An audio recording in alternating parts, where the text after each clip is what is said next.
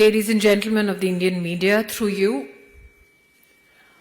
I would like to bring to the notice of all our citizens that the Honorable Home Minister of India, Shri Amit Shah Ji, today in Lok Sabha appealed to all members of the opposition to initiate a discussion, a debate on the issue afflicting the state of Manipur. Amit Shah Ji has repeatedly said that in both houses of parliament, he as Minister in charge of Home Affairs would like to bring certain facts to light, that the discussion is important from a perspective of national security, internal security, that this discussion, this debate is also expected by citizens of our country who elect us to Parliament so that issues of national importance can be productively discussed. What is shocking is the insistence of the opposition parties to not allow facts to come to the fore. देवी और सज्जनों, आज आपके माध्यम से मैं राष्ट्र के हर नागरिक को देश की संसद में आदरणीय गृह मंत्री अमित शाह जी के वक्तव्य से अवगत पुनः कराना चाहती हूं। गृह मंत्रालय की ओर से मणिपुर में कानून व्यवस्था के संदर्भ में, आंतरिक सुरक्षा के संदर्भ में देश के माननीय गृह मंत्री जी दोनों सदनों में चर्चा के लिए तैयार हैं। हम अचंभित हैं कि विपक्ष मणिपुर पे चर्चा से भाग रही है। देश की जनता जनप्रतिनिधियों को संसद में चुनकर इस दायित्व के साथ लाती है कि गंभीर मुद्दों पर संवैधानिक और सुरक्षा और साथ ही साथ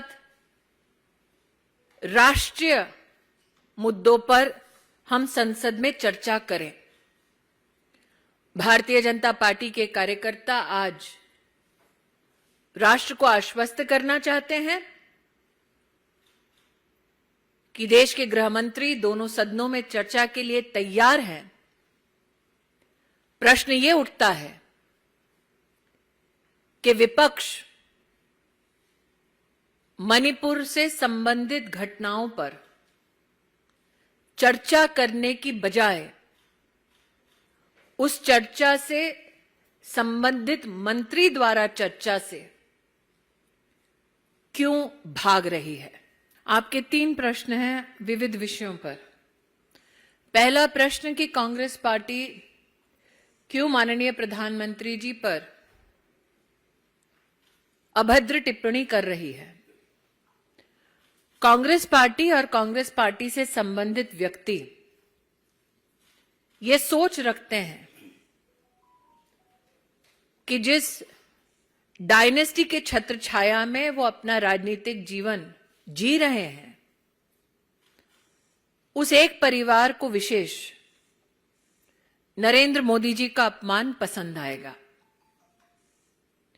इसलिए मैं अचंभित नहीं हूं कि कांग्रेस के एक ऐसे नेता ने आपत्तिजनक टिप्पणी सिर्फ प्रधानमंत्री जी पर नहीं, बल्कि उनकी माताजी जिनका स्वर्गवास हो चुका है, उन पर भी इस प्रकार की अमानवीय टिप्पणी की है। पहले भी मीडिया के माध्यम से हम कांग्रेस और कांग्रेस समर्थकों के मुख से नरेंद्र मोदी जी को मौत के घाट उतारने वाले वाक्य सुन चुके हैं। गालियों की श्रृंखला में एक और वाक्य पुनः जोड़ा है कांग्रेस के एक नेता ने। मुझे कोई उम्मीद नहीं है गांधी खानदान से कि वो प्रधानमंत्री जी और उनकी स्वर्गीय मां पर हुई इस अभद्र टिप्पणी पर कोई भी कार्रवाई करेंगे, बल्कि मुझे पूरा विश्वास है कि अभद्र टिप्पणी करने वालों को जरूर गांधी खानदान पुरस्कृत करेगा। आपका दूसरा प्रश्न था लाल डायरी पर। मैं स्तब्ध हूं ये जानते हुए कि एक संवैधानिक पद पर बैठा मुख्यमंत्री एक जनप्रतिनिधि को निर्देश करता है कि सेंट्रल एजेंसी की इन्वेस्टिगेशन में जाकर वो खलल दे और एविडेंस चुराकर भागे। एक, ये केस ऑब्स्ट्रक्शन ऑफ जस्टिस का है। दूसरा, डायरी लाल हो, पीली हो या हरी, अब यह साफ हो चुका है कि उस डायरी में लिप्त हैं कांग्रेस के काले कारनामे। मंत्रालय में अहमदिया समुदाय से निवेदन प्राप्त हुआ कि उन्हें एक राज्य के वक्फ बोर्ड ने काफिर घोषित कर दिया है। मैं अल्पसंख्यक मंत्री के नाते यह स्पष्ट कर देना चाहती हूं, देश का कोई भी कानून वक्फ बोर्ड को यह इजाजत नहीं देता कि वो किसी को अपने धर्म से विहीन करे। इस संबंध में यह भी स्पष्ट करना चाहती हूं, मेरे पास जो जानकारी आई है उसमें यह ज्ञात हुआ है कि किसी एक नॉन स्टेट एक्टर एक संगठन के फतवा को सरकारी ऑर्डर में तब्दील किया गया है। यह भी संविधान और एक्ट ऑफ पार्लियामेंट के विरुद्ध है। हमने प्रदेश की सरकार से गुजारिश की है कि वो संबंधित वक्फ बोर्ड के संदर्भ में कार्रवाई करके हमें सूचित करें। हाल ही का जो गठबंधन हुआ है विपक्ष का, वो गठबंधन इतना अनोखा कि अब कोई चारा खाता है, कोई गोबर। तो ये तो छत्तीसगढ़ की सरकार को स्पष्ट करना होगा कि हमने सुना था पहले शराब में घोटाला करते हैं, अब गोबर में भी करने लगे। मैं इतना ही कहना चाहूंगी, ना मैंने फिल्म देखी है, ना मुझे ज्ञात है कि सर्टिफिकेशन प्रोसेस में कौन लिप्त है। निश्चित रूप से सूचना प्रसारण मंत्रालय इस पर न सिर्फ टिप्पणी कर सकता है बल्कि कार्रवाई भी। नीरज जी, आपने जो अपनी भूमिका रखी प्रश्न में, क्या विपक्ष इसलिए इस चर्चा से भाग रहा है क्योंकि राजस्थान में, छत्तीसगढ़ में महिलाओं पर जिस प्रकार से आक्रमण हुआ, यातनाएं हुई, प्रताड़न हुआ, बंगाल में महिलाओं को नग्न करके 56 लोगों को मौत के घाट उतारा गया। आज ही मुर्शिदाबाद की एक मैं स्टोरी पढ़ रही थी जहां पर एक महिला को इसलिए किया गया क्योंकि उसने कांग्रेस के किसी कैंडिडेट का समर्थन किया। मेरा इस विषय पे एक निवेदन है। हाल ही में मैंने छत्तीसगढ़ से संबंधित एक महिला को नग्न करने का वीडियो देखा और इंफॉर्मेशन टेक्नोलॉजी मंत्रालय को सूचित भी किया।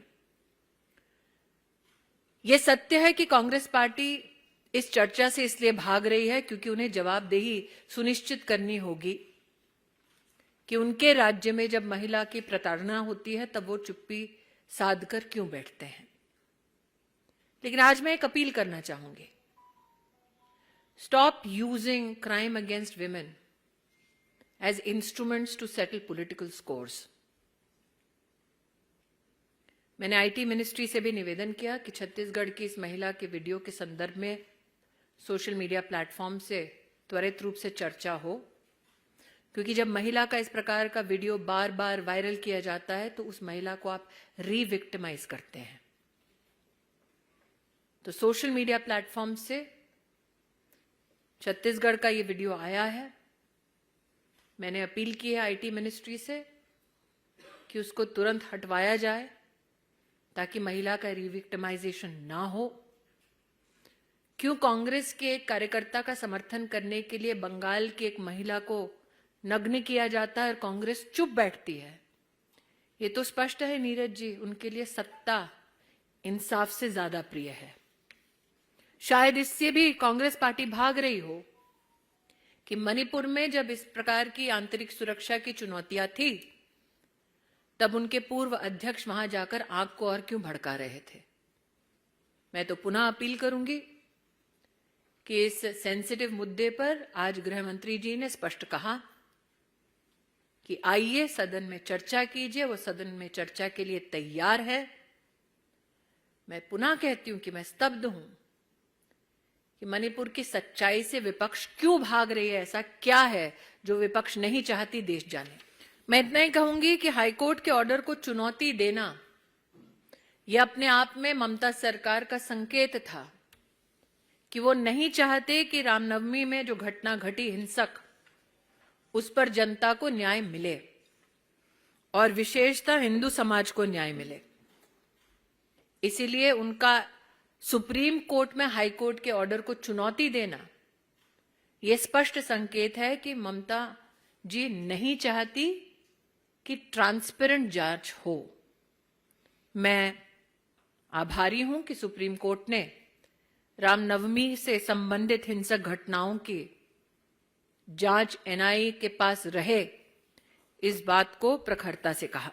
मैं दोबारा कह रही हूं, आज छत्तीसगढ़ की एक घटना वीडियो के माध्यम से पुनः वायरल की जा रही है। प्रधानमंत्री जी ने उस पर भी कोई टिप्पणी नहीं की है। 56 लोगों को मौत के घाट उतारा गया है। विपक्ष उस पर चर्चा नहीं चाहती। मुर्शिदाबाद में एक महिला को नग्न मात्र इसलिए किया गया क्योंकि वो कांग्रेस के कैंडिडेट का समर्थन कर रही थी। पंचायत के चुनाव में कांग्रेस पार्टी इस पर भी चर्चा नहीं चाहती। बिहार में एक महिला के साथ दुष्कर्म किया जाता है, कांग्रेस पार्टी इस पर भी चर्चा नहीं करना चाहती। कांग्रेस पार्टी अपने आप को सिलेक्टिव आउटरीच तक सीमित करना चाहती है। ये राजनीति उनकी पूरा राष्ट्र समझता है। लेकिन विषय मणिपुर का जहां तक है, ये आंतरिक सुरक्षा से संबंधित है, राष्ट्रीय सुरक्षा से संबंधित है। जब देश के गृह मंत्री जो इस मंत्रालय के अंतर्गत उस विषय पर संवैधानिक जिम्मेदारी रखते हैं, स्वयं सामने से कह रहे हैं आइए चर्चा कीजिए, तो मणिपुर की हिंसा का ऐसा वो कौन सा तथ्य है जो कांग्रेस पार्टी छुपाना चाहती है?